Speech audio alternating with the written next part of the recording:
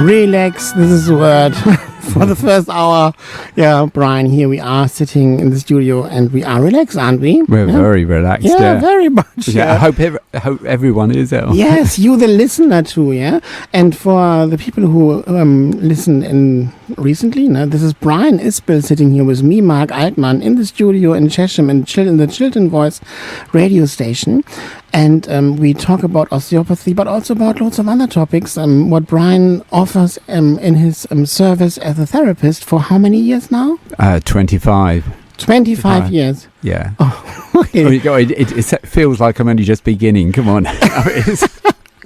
I know. I was saying, there's so much to learn each day with each patient. You just think, well, yes. And hopefully it will never stop. Because it will never stop. It will never stop.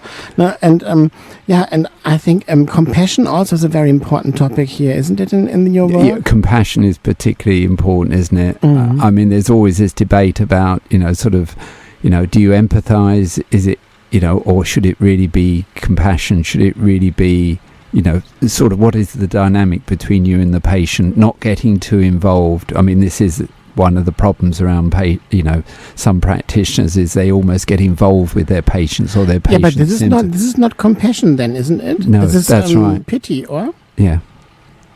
I think it's pity then. Yeah. And I'm for our listeners, only to let you know, there were several phone calls coming in, but I can't concentrate on this phone, sorry. So if you want to call us, maybe you can Skype in, because I can watch the screen here much better. The phone has to be placed somewhere else, I think, for my show. Yeah. We see next time. Yeah. No? So I don't hope that you feel rejected by me.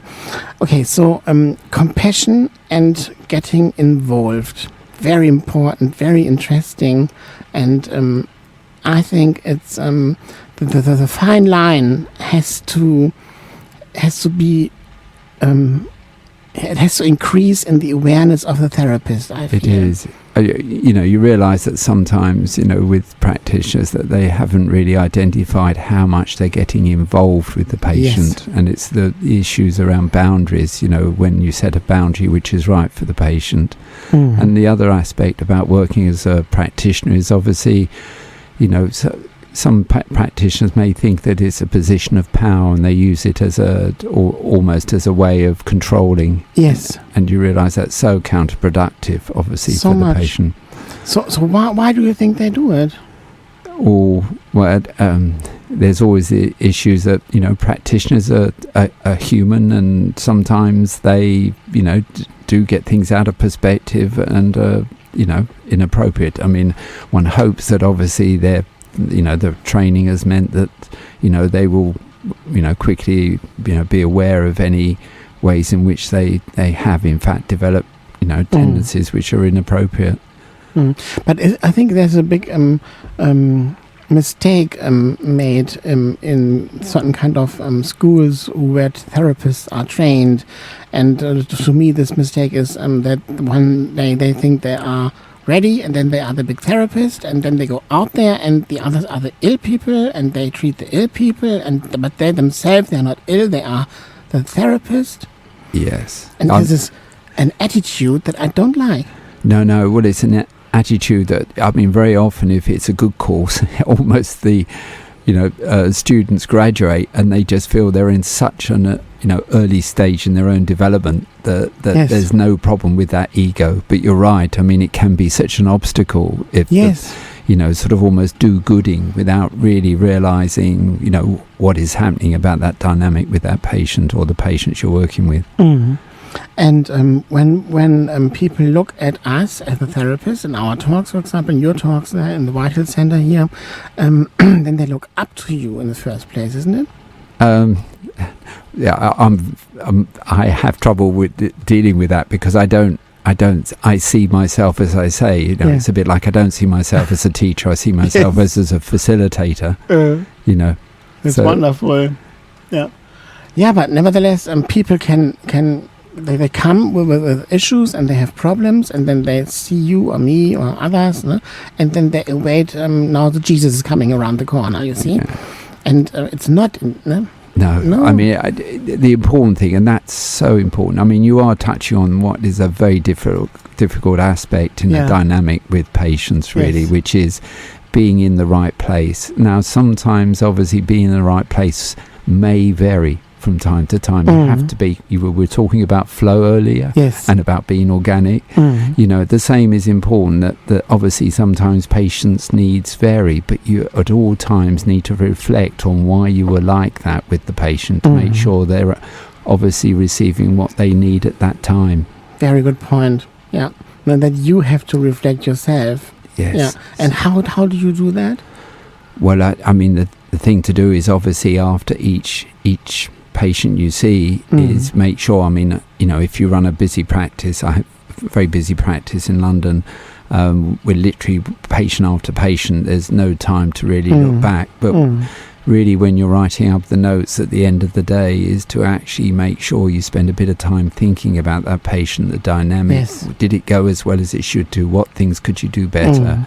Because there's always something you can do better. There's always some way you can learn from that interaction to improve, obviously, the way you are with them or have been. And what can we do when we find out later that, okay, there could have been done more, and then how can we forgive ourselves for not done? Now that's a very important thing. I mean, forgiving. I mean, the thing is, just realise we are human, that we need to learn from our mistakes as much as anyone does. And you know, the point you were making earlier about obviously, you know, people graduating and feeling, oh well, I'm going to go and heal everybody of everything, you know, it's just realizing that, you know, come on, let's reflect really, what are your boundaries, what are you really competent in?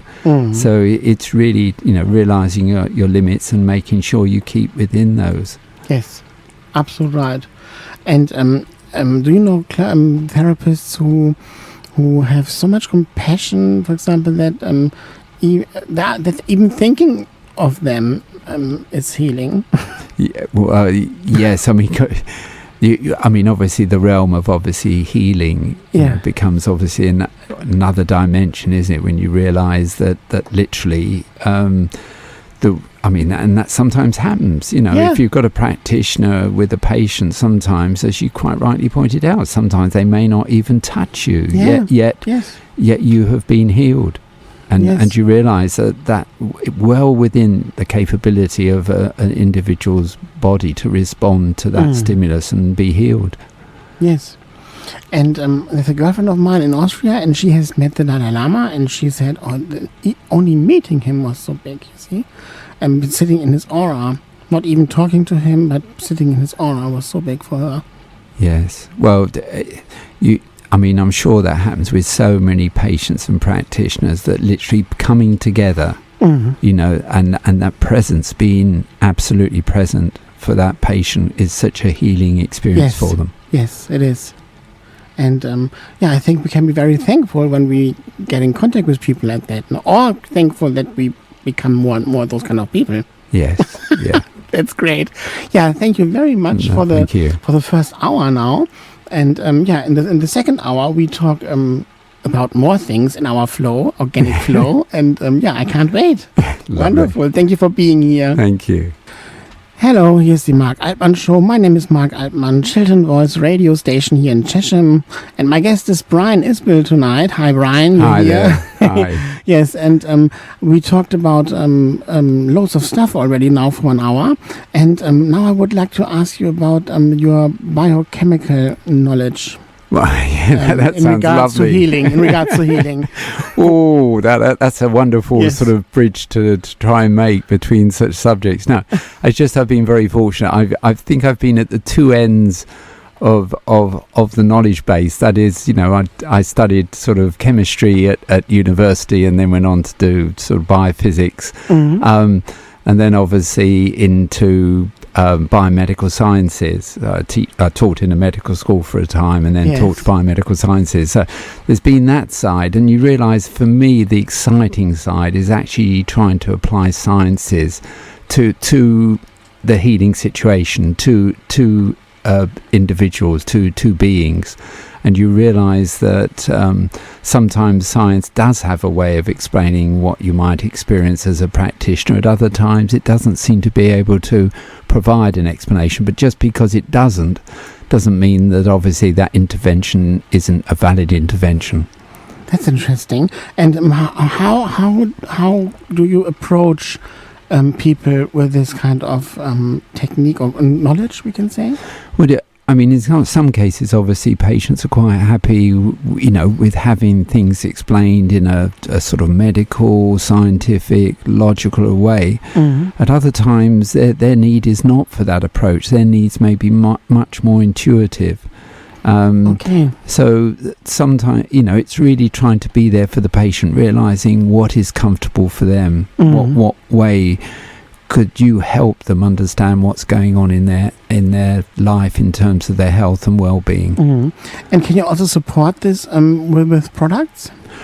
So much with products. I mean, obviously there are practitioners that will use different products to provide support. I don't tend to do that. I mean, in most cases, I'm really looking at the resources of the patient to sort of see, well, look, rather than perhaps use products, think about obviously looking at diet, or the way you use diet in your life, or the way you eat, or the way you drink water. There's some very simple approaches which just involve a little bit of focusing in that individual to really identify what their body needs really are. Especially old people, they don't drink that much, don't they? With the elderly, it's, again, they're not treating everybody the same, realising some elderly people really look after themselves, look after their health, and realise that obviously the way they're going to get the maximum health and well-being, for all their days of life, it is to really look after themselves. The challenge really comes where you realise people aren't looking after themselves. That's why obviously some of the topics I do in the talks are the ones that the participants have chosen, because they realise, look, come on, what's really going on with say the hazards of sugar? What's really going on? How serious is cholesterol? And you realise that as you say, we're not talking about really a product. We're talking about ways of adjusting life to really maximise our health. And are there many people who neglect their health issues? Unfortunately, very many people do. If you think of the basics of health, the basics of health, around obviously, things like, major aspect, of course, would be diet, food. To look at the quality and quantity of that food, to realise, is that appropriate for them in their lifestyle? And you realise that food has so many different functions. There's a nutritional function of it in terms of obviously what the body needs, but you also realise the mind aspect. Sometimes the things we eat, the comfort foods almost, you realise that food has another domain there, and you realise sometimes that's the area that you need to work on with a patient. So can you see, even food can be quite complex. You can look at it scientifically and medically, look at its components, but you've got to look at the total picture of virtually the person's relationship to food and why they eat what they do. And the frequency of food? Yes, yeah, and the frequency, and when it is, the timing of food can make so much difference. Timing? In what way? Well, sort of consuming, say, a meal, later on in the day, late in the evening, then you've got all of the domains about what's called calorie restriction, or even in another domain, looking at fasting, there's so many different ways of looking at food, and our body needs a certain amount of time to fast.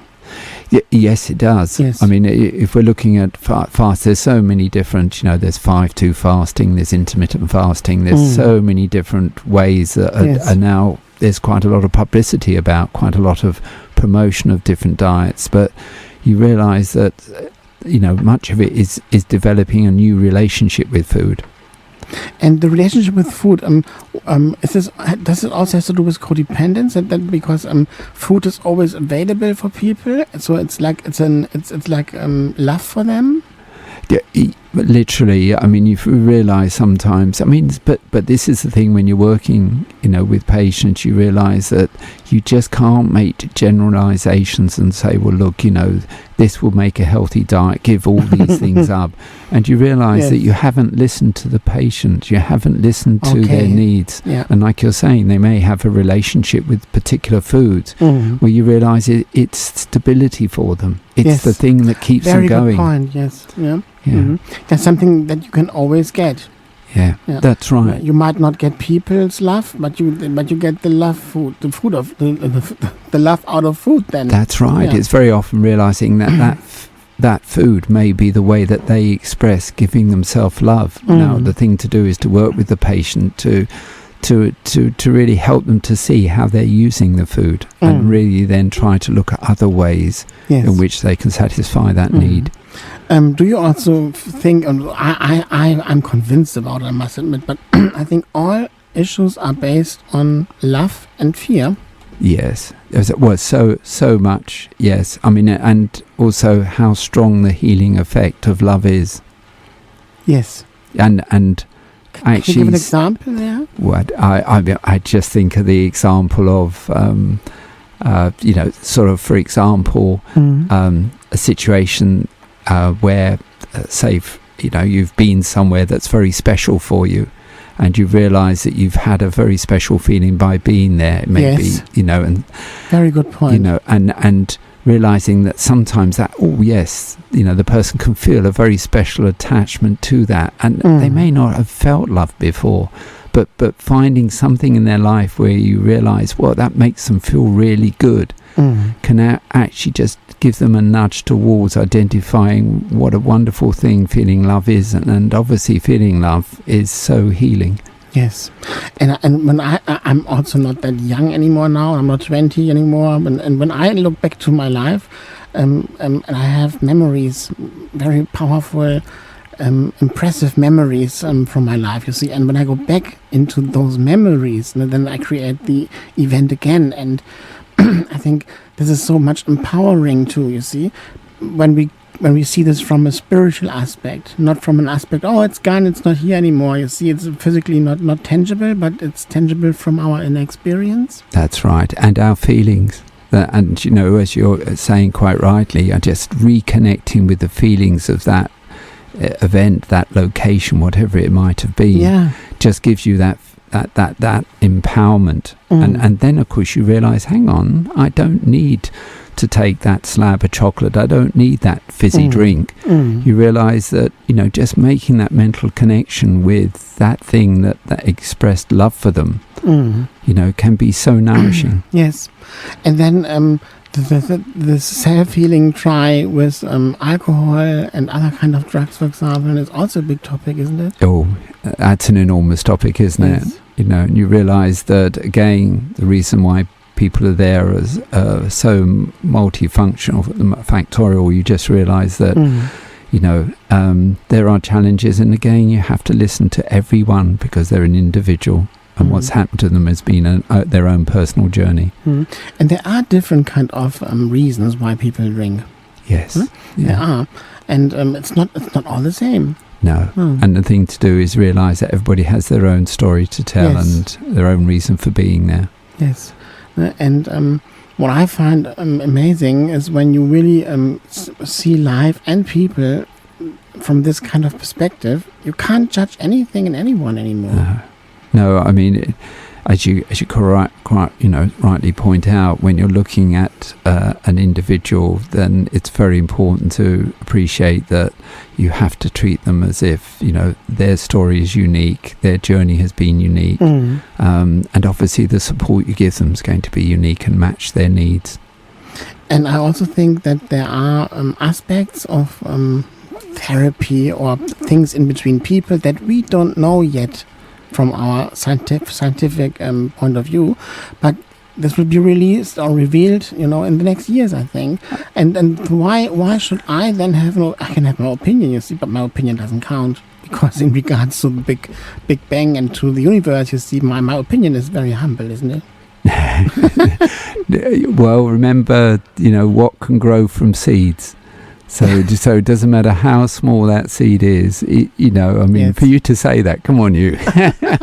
It's really realizing that good things can start from a very small beginning. Very much, yes. But I think it's only important to understand we don't have to know everything. That is vital. I mean, the one thing my journey has been, through science and medicine and into working in complementary medicine is that very often you can't explain everything. You can't. The scientific model does not explain. It's a language, and it's a language that's still developing. The part that frightens me most about a minority of scientists, they call them scientists, but they have a closed mind. They look at some of the complementary medicines and sort of say, well, there's not enough randomized gold standard trial data to prove this. But they have never ever worked in a clinic and worked with live patients and realize it's such a different story. Isn't it a different story? Yeah. That's what I completely agree. I couldn't agree with you more. Yeah, and I think, it's amazing. So we are back after the song, and then next topic. I love it. Thank you for being here, Brian. It's a pleasure. Online and on your mobile. This is Chiltern Voice. Yeah, and here we are again, Brian and we had a good laugh now because I think I also learned a lot while I'm sitting here with Brian. And thank you very much for your insight. I love it. What else can we talk about? What do you think? What would you like to talk about without me asking now? Well, now, I mean, it's fascinating, the sort of areas that we've touched upon. We touched on so many different areas already in the program this evening. But it's just realizing, I think, in most cases, the complexity of working with a patient and realizing that you have to keep open, avoid getting involved, making sure that you're listening to all aspects of their being. And this might mean, obviously, anything from a physical examination through to just a few words that they said. When you realise that those words are so profound, you could see the change in their body language to realise that really they just needed to hear themselves say those things. Yes. And you just realise that, as I say, the wonderful lessons, you go through all your courses, and you think you're there in terms of qualified, but realising you're only just beginning your real lessons, which are those that the patients present with. Yes, wonderful. And do you also have this feeling sometimes that you are saying something and you don't know who's talking through you? And that's a wonderful dimension that comes, and that's when you realise how important. It was a bit like us talking earlier on just before the programme, where we're going to almost have some idea what we were going to cover, or do we just let it flow and be organic with it? And you realise that if you do have structures, they do get in the way. If you can be open, you realise that sometimes knowledge and information, ways that you have, can be unique. You know that they're just right, and you don't know where that information came from. I mean, you can get it. I mean, really good. I mean, it's not only, obviously, we're talking as if practitioners, but I've been a teacher for over 40 years, and you realise sometimes when you're working with your students, that sometimes you seem to tap into a knowledge that you didn't have. You realise that somehow you're holding that group and you're sharing with them something unique, that you've brought together all those minds, and you're coming out with things that really help the group work as one. Yes. And I see that. I've been a primary school governor, a college governor, and you can see that very often what makes a really good teacher is someone that can hold that space with the pupils and the students. So it is transferable. We see it a lot of times. It is, yes, absolutely right. But what a great experience, even tonight here, to make this experience of flow. And it is talking through us, isn't it? Yes. Yeah, wonderful. Yes, it is. Okay, stay there. This is Chiltern Voice. Yeah, thank you for your support, and thank you for your support, Brian. I think it's also important to know when I think about our listeners, what do they want? They want actually to get more awareness, won't they? Yes, I mean more awareness, more consciousness of all dimensions around them. It's so important to connect Yeah. And what do you think would be a priority for our listener? What kind of dimension is priority? Wow. The aspects there is always realize the individual is going to be, have a different need, and it's trying to find that.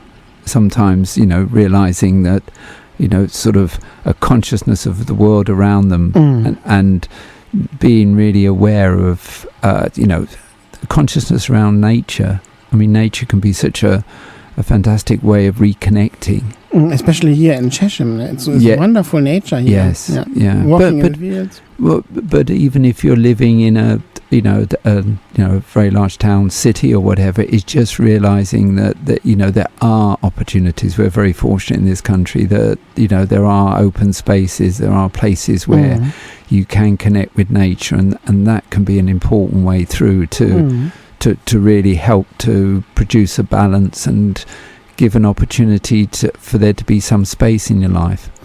And do you feel that clients in London, for example, have different topics in regards to people out here in the country? The needs can be different, but you realise obviously the solutions very often are similar. That there are things that sometimes they didn't realise that yes, they could do that to give themselves some space in their life, give themselves an opportunity to find themselves. And when people live in a town like London now, and they connect with their circumstances and whatever's around them, do you think it's also healthy? Maybe there's a lot of first dimension, we can say, yeah, stones or buildings. Buildings is also a creation, but it's also stone, isn't it? Yes, metal. Yes, obviously there's all these different sort of properties for the different materials around them, but it's obvious. One of the most important thing is for them to be able to reconnect with nature and find nature in their environment. In some cases, it may be obviously just opening their eyes to seeing the beauty around them that's there. And maybe it's also the beauty in other people. Yes. Yeah, because whenever we are in a town, there are lots of people running around in the streets. Yeah. And when you see this as organic life, maybe it is also possible? Yes. Well, it can be. It's all domains, isn't it? It's whether it's all the plants, whether it's people, whether it's animals, whether it's natural animals, such as birds or squirrels or whatever. It's trying. Just being aware, isn't it? Yes. And to connect with it rather than obviously, being focused purely, on some external stimuli or a materialist thing. A very interesting topic. I sometimes have clients who are so hypersensitive, and they get thoughts from their neighbors. Get thoughts from the neighbours. Yes, so they know what their neighbours are thinking. Especially in towns, this is a massive problem. Yes. See? So with their hypersensitivity, they pick it up, and then then it's for them it's an opportunity to differentiate what is mine, what is others. That's a fascinating perspective. Yes, it is. Yeah. And do you also have clients who shared those kind of experiences? No, I haven't had any. I have clients that are hypersensitive. I mean, for example, that they're hypersensitive to their environment within the town, and that might be aspects of. I mean, one of the problems can be noise, or it can be obviously electromagnetic smog. That I have patients that are particularly sensitive to a booster that is sort of outside their apartment and things, and the way that they've responded to that. So there's that hypersensitivity, as much as obviously it could be hypersensitivity to noise, light, sort of basically, there's a number of things that, and sometimes that can be a measure of the stress that they're under. That sometimes that hypersensitivity is a measure of how stressed that individual may be. It's so it's not an organic aspect. It's something that is trained and learned from stress, or no, that's the challenging aspect. You see, it's a bit like not trying to generalize. I mean, we're back to sort of saying, well, we've got to listen to where the individual is, because sometimes, as you say, that that hypersensitivity is a gift, that is a developmental aspect that they could actually resource. Or in other cases, it can unfortunately be something that actually is a stressor for them. Like for example, if there's, they're particularly sensitive to light or sound or electromagnetic smog. Okay, so we are not born with that. Or? Well, the trouble is sometimes we develop it, because sometimes, obviously, if we are developing a stress from the various stimuli, then obviously sometimes some of our senses we almost go on red alert. It sometimes it's the body just becoming hyper alerted because of all the stimuli that they're experiencing. And trauma. When we go through trauma, then we become much more alert. What kind of danger is around the next corner? That's right. Yeah. And you realise sometimes, the person is becoming traumatised. And the thing about trauma is sometimes we talk about it as if, the only way you get traumatised is obviously, when there's a specific event which really was very harsh, without realising that sometimes trauma can be insidious. It can actually creep up. It's chronic. It's something that slowly wears down our resources. Yeah, slowly. And after a while, we get the burnout then. Yes. So burnout, what do you think burnout is from your point of view? Burnout is really when the system has been overwhelmed, and you realise, and that's why it's very important to really realise and try to get insight into the different domains of the individual that is actually contributing to that state, because you realise that very often being that burnout is not one particular component, but very often multi-layered. So you're not going to find just one simple solution. You've really got to work, to identify each of the layers and work on each of the layers until you obviously reduce the person, to below the threshold, where obviously they're becoming hyper alerted, as you say, which is characteristic very often as a traumatic state. And what I experienced was I didn't experience, but my clients they did not listen to their needs for years. You see, and then they rushed through life. This management syndrome, for example, and after a while, this inner child or whatever we call it is coming up. And it's creating all these kind of symptoms. Yeah, you realise that almost for many people, they go through life, as you say, almost suppressing, pushing down within themselves all those emotions or traumas, whatever it is that they've really felt. Well, I haven't got time to deal with this now. I'll just push it down and not think about it. And you realise that later on in life, your body doesn't have that capacity to keep on holding that stuff in. Yes. So it's very important, as you say, it's a bit like, when that arises, you really you deserve to actually look at those issues and try and resolve them. Yeah, and then the body creates some cancer or whatever kind of symptoms, but then it's so difficult to turn it around again, you see, because cancer, for example, is an illness which can be can push you very quick.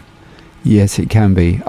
That's why obviously the important thing is prevention. Prevention, yes. And dealing with issues as they arise, and really looking at yourself. The important instrument to have as any human being is really looking at yourself and making sure you see yourself for who you really are and what you need to do to really maximise your health. And as we were saying a bit earlier, is really looking at the positive things, trying to dwell really on those and keep your focus in those in life. Yes. Yeah. Very important point. Yeah. Yeah. So what do you think about now maybe having another song? Yeah, that sounds a great idea. That? Yeah, me too. Okay, so now we have a song, then we have a little break, and then we're back higher, and we all are a bit higher now after this wonderful conversation that we have here, or in the meantime. Yeah. And now I would like to ask you, we spoke about physical disease now, for example, or physical issues, and now I want to talk about psychological disease, right? In regards to osteopathy and in regards to everything what you're doing. For example, all kinds of psychosis. For example, what do you think psychosis is? Right. From your point of view.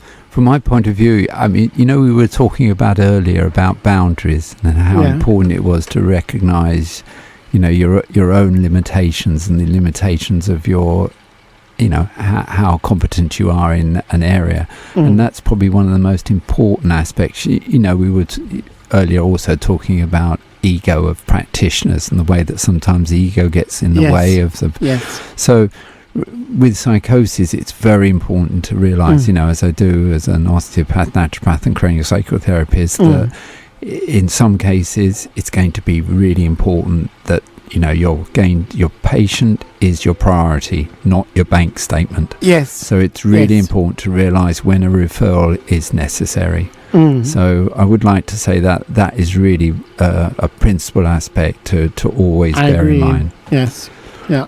Because the wealth we have out there is that there are people with expertise in areas, and that it's very important as a practitioner to really find out what referral avenues you have around you, because always realizing the patient is your priority.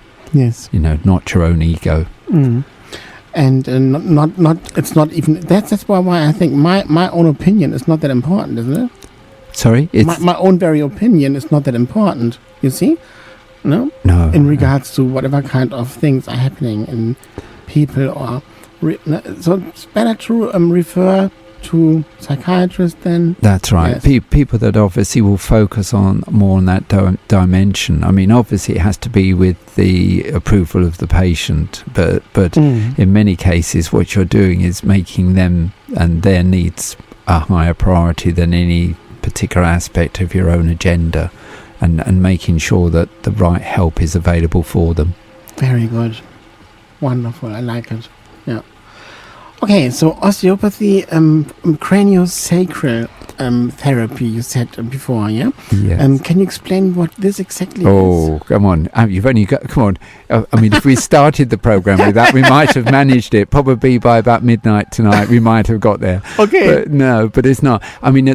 Just to sort of explain, the way I came to osteopathy was from a scientific background, sort of biology, physics. And then I obviously working with patients in a more structural way, as you do with osteopathy. You're working on muscles and joints and bones and those dimensions. And you realise that some patients, as we were saying a little bit earlier about how, in some cases a pain could have an emotional source, for example, the pain in the neck example where, supervisor is quite, literally that.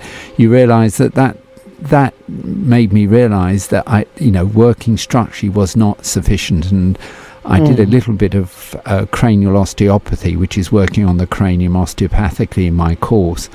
Then I got drawn into working in almost a more energetic way with craniosacral therapy. So it's there are models around certain tissues in the body responding to light touch. We were saying a little bit earlier about sometimes intent is a way that you can access parts of the body that's right. How important intention is. And you realise that there is a dimension that sometimes, and particularly if you're talking about an example of someone that's experienced trauma, that is sometimes almost further traumatizing the body, because you mentioned earlier about the pain, that sometimes people come in with pain and they want pain to put it right. Yes. And you realise that, hang on a minute, is that really what the body does need? Doesn't it need listening to rather than being, forced into position? So it's really obviously, having a therapy instead of forcing a pattern on a patient,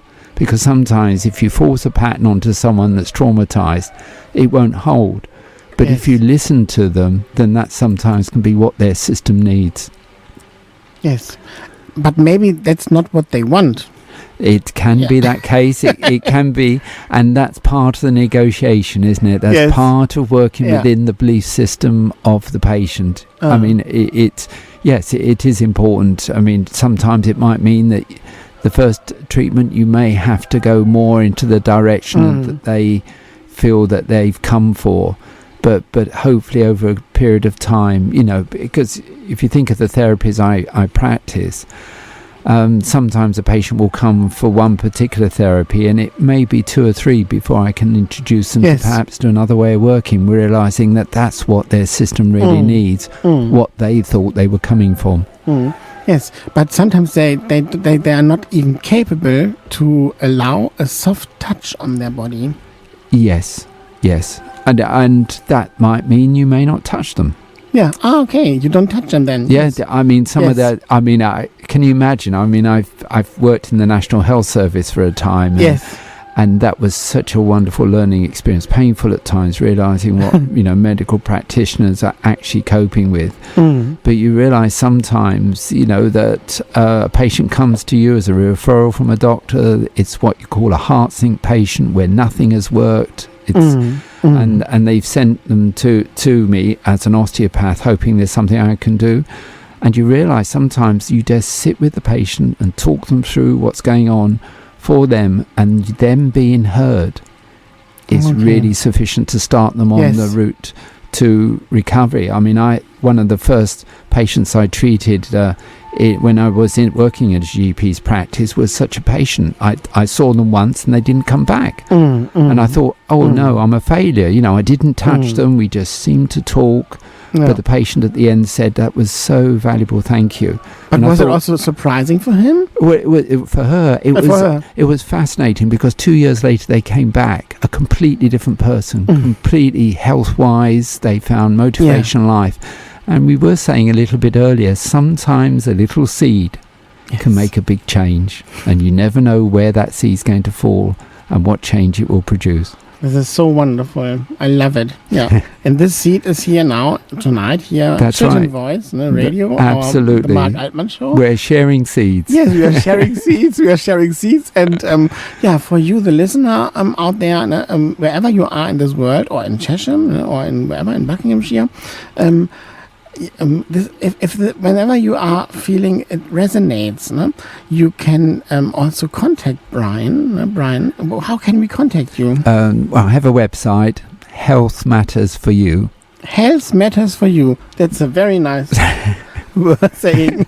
Yes. No. And a telephone number, or no? The Health Matters for You has all the information on the website. So you need access to Wi-Fi out there, otherwise you can't reach Brian Isbell. Or you pop along to the library. We had an advert a little bit earlier for the library. So there's a library. Pop in the library in Chesham. Yes, that's a good wonderful point. Library to be recommended. Particularly if you look up my website.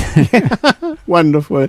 And these talks, when is the next talk in the Whitehill Centre here in Chesham? Yes, the next talk is the 8th of April, Monday the 8th of April, and we're looking at hearing and balance. We're looking at the senses of hearing and balance, which obviously during an aging process can be compromised. So we're looking at how can we maximise our hearing and balance.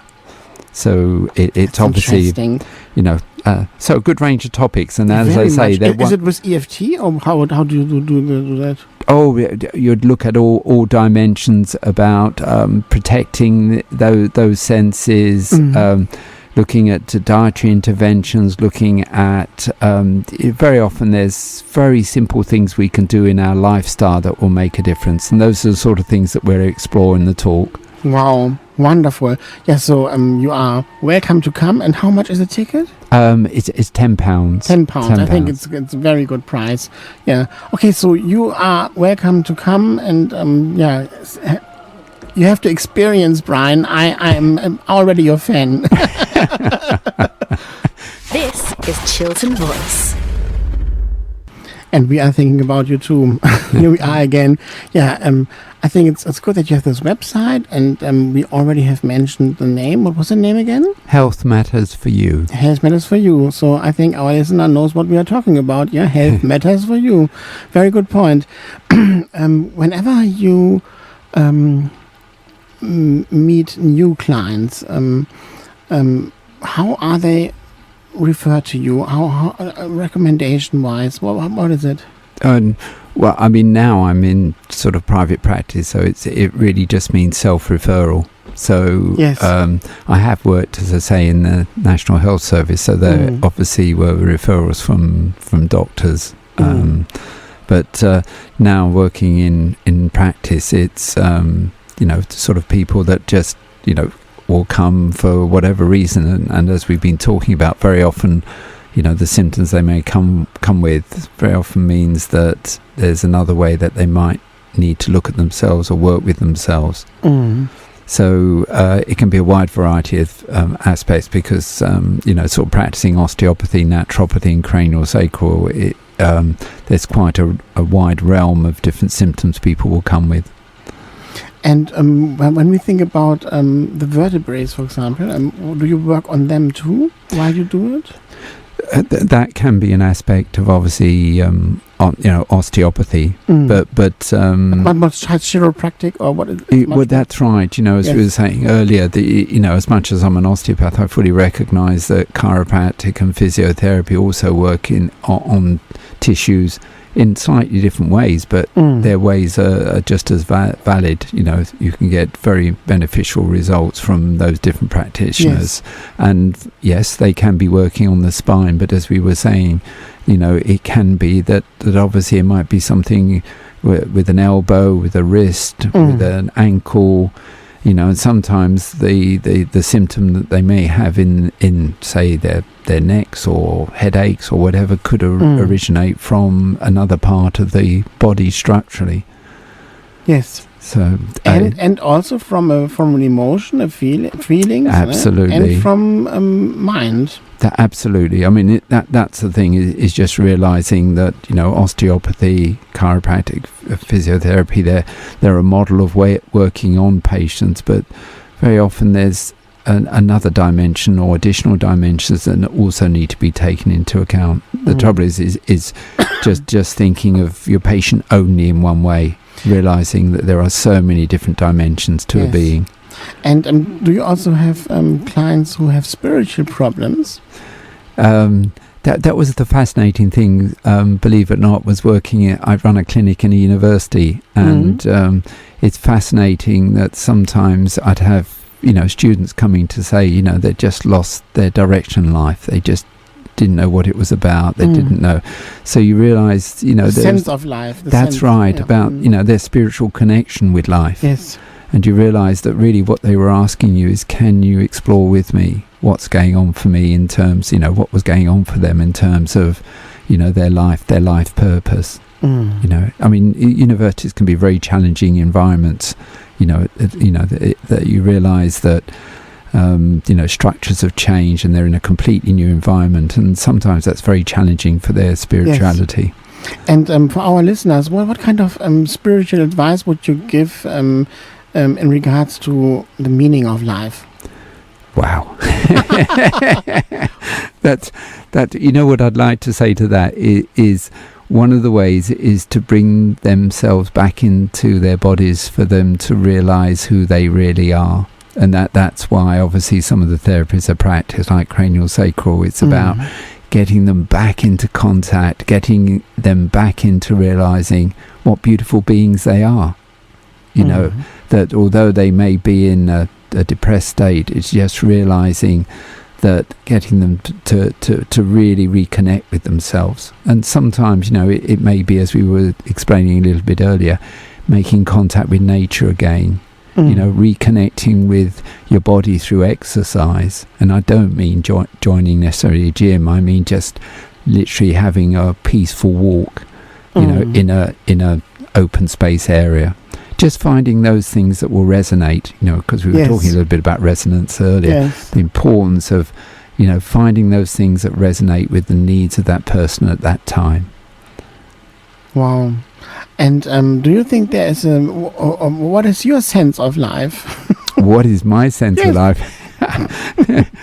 Well, it's such a joy. I mean, it's just, there is so much beauty in our world. Let's look at it and keep it and work to keep it. You should probably guess. So you are the gardener. Yeah, I just realised that we've got such a beautiful world. Please don't destroy it. Please look after it and care for it. Yes. It is probably, if you're looking at the such an important factor for our health, treated and respected for what it can give us. Yes. Yeah, and pollution is the opposite in the end of the day, right? It's pollution. That's right. Yeah, but also a mirror for ourselves. To me, it's a mirror for our society. It is, and it gives an indication, a sad indication of really, how we're becoming disconnected from that very source. Yes. That we need to, and that brings us back to your aspect you were mentioning about spirituality, isn't it? Yes. Is, do we feel connected to our environment, to one another? And in that space, surely we have respect for one another, and we want to care for one another. Yeah, I think it is so difficult if we can't look after ourselves. Yes. I think first we really need to understand who we are and to know what our needs are, and then we can be there for others. That's right. It's so important. Yeah, I mean, we can't only care for others all the time, and not look after ourselves. Right. And yes, because it's a bit like, I work with carers, groups of carers, yes. And you realise that really the carer needs to look after themselves almost as a higher priority than the person they care for. Very much, I agree. Yeah, which is because that's such an investment on the person you're caring for and love. Is to look after yourself. But until you haven't really made peace with your own very issues, you can't do it. Yeah, it's very difficult. It is difficult because you realise what some carers are actually coping with, that there's such limited resources around them. But, yes. As I say, working with caring groups, you just realise there's such wonderful people, the efforts they're making for loved one. They are, yeah. Yeah. Yeah, in Germany we have this discussion about carers that they, in a hospital, for example, the nurses, one nurse looks after 50 patients sometimes. Yes. It's incredible, isn't it? Yeah. We were talking, as you mentioned there, about, spirituality and connectedness, and you just realise, so healthcare workers, when they connect, you realise that, I have worked in hospitals and seen the work of some nurses, and you realise so much more they give. You realise than just what would be a medical intervention. The connection they have with the patient, the simple touch on the hand of a patient can actually be all the difference to how that person feels for the rest of the day. Absolutely right. Yeah, Brian, it's incredible. The 2 hours are gone already. How did we do it? I don't know. I have no... with the flow, yes. With the flow and organicness. Absolutely. That was our theme at the beginning. This was it, yes. and this will always remain the theme, I feel. Yeah. So that's why... Yeah, it was great having you here in the show, Brian. And, so don't forget 8th of April. This was the next talk. Right. And... thank you very much for having been here. It's been a joy. Yes, thank you very much. Do you have maybe one sense to end this show tonight to our listeners from you, how they can look after themselves a bit better? Oh, that's a difficult one, but it's an easy one. Maybe 2 sentences. No, just a couple of words. Okay. Just love yourself. Oh, yeah. You see? Love yourself. Wonderful. And I would say... first find out what love is, and then love yourself. Absolutely. Because sometimes people think, love is being lovely and being whatever loving. No. Sometimes love is also to say no. That's right. And saying no to yourself. Yeah. And then you can say yes to yourself. Absolutely. Yeah. Wonderful. Thank you very much for this wonderful show. And my next show will be next week on Chiltern Voice. Yeah, next week on Wednesday. I don't know. Is it the 25th or next week? I don't know. Next week on Wednesday in 8 o'clock, the Marc Altmann show again. And you listen in and you will have a great time. And I will also have a great time. And Brian, would you like to come back one day? Oh, yes, I'd love to. Okay, so let's book something in, okay? As soon as possible. Great. Thank you. Thank you very much. And I think we can now go to bed soon, or? Yeah. So sleep well wherever you are in this world, or in Australia, have a good day and a good morning. And America is still has a good afternoon. Okay, so bye-bye and good night, Chesham. Good night. This is Chiltern Voice.